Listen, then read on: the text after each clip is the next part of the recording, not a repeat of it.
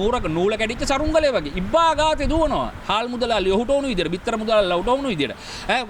සුළු පරිමාණ මේ ෆාම් කාරයෝ කියලා, බිත්තර නිෂ්පාදකයෝ කියලා, තව පුද්ගලයෙක් කියලා. තව විදියට මම ඔය මෙහෙමයි මම ආපු මේ පුද්ගලයාට මම කියනවා මම අභියෝගයක් කරනවා.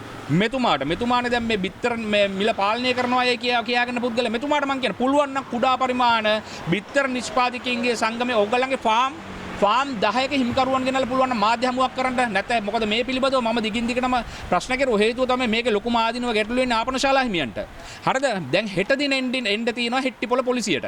මම මොහුට අභියෝගයක් කරන හෙට දින හෙට්ටිපොළ පොලිසියට එනවා නම් පුළුවන් නම් 20ක් අරන් එන්න. ඒ වගේම අපේ මහ පරිමාණ නිෂ්පාදකින්ට මම අභියෝගයක් කරනවා. ඕගොල්ලන්ගේ සංගමේ පිළිගන්නවා නම් ඕගොල්ලොනුත් 20ක් අරන් එන්න පොලිසියට. එතකොට අපිට බලා ගන්න පුළුවන් බිත්තර මිල වෙනුවෙන් හොර වොයිස් කට් ගහපු හොර සභාපතිලා කවුද? ඇත්තට බිත්තර මිල පාලනය කරන සහ බිත්තර මිල සාධාරණ මිලට දෙන්න පුළුවන් මිනිස්සු කවුද කියලා අපි තීරණය කරනවා. මොහුට මම අභියෝගයක් කරනවා. එදා වොයිස් කට් එක දුන්නා වගේම ටීවී channels ටික ඔක්කොම ගෙනල්ලා YouTube නාලිකා ඔක්කොම ගෙනල්ලා පුළුවන් නම් සුළු පරිමාණ බිත්තර නිෂ්පාදකින් යයි කියා ගන්න ෆාම් හිමියන් 20ක් එක්ක එන්න හෙට පුළුවන් නම් හෙට්ටිපොළට ඔන්න අභියෝගය. දැන් අද පාරිභෝගික අධිකාරියට ඔබතුමා කරපු පැමිණිල්ල මොකද්ද? පැමිණිල්ල තමයි බිත්තර මිල අඩු කරා කියලා රුපියල් 10කින් අඩු කරා කියලා මේ පුද්ගලයා වොයිස් කට් එකක් දුන්නා. එතකොට අපි ගිහිල්ලා සොයා බැලුවා මේ පුද්ගලයා මේ මහත්මයා මේ සභාපතිතුමා වොයිස් කට් එකක් දුන්නා. අපි ගිහිල්ලා හොයා බැලුවා බිත්තර මිල කොහෙද රුපියල් 18ට බිත්තර ගන්න දෙන්නේ කියලා.